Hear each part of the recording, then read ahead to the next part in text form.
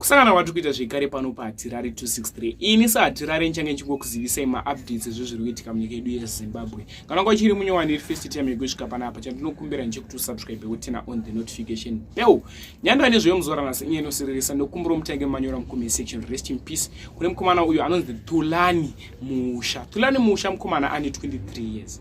Aigara ku Green Side uko kwa Mutare kunonzi ku Green Side.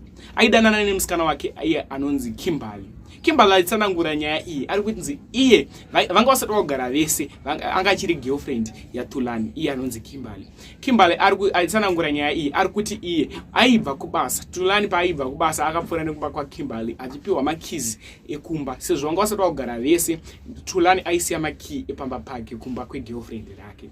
Zviri kunzi akapiwa makey paakaenda kumba akasvika kumba manheru kuma11 ndipo paakaisira musikana wake message achiti inini ndakuzviuraya stress yandiremera. But Kimberly kutsanangura kwaita nyaya iyi ari kuti ndaisaziva kuti munhu wangu aigara ane stress pane zvinhu zviri kumunetsa aindivanzira. Message yanga yakangonyorwa chinzi ndakufira stress. Abva kunyora message iyoyo Kimberly ari kunzi akamhanya kumba kwaTulani paakasvika kumba mukomana anga amwa poison.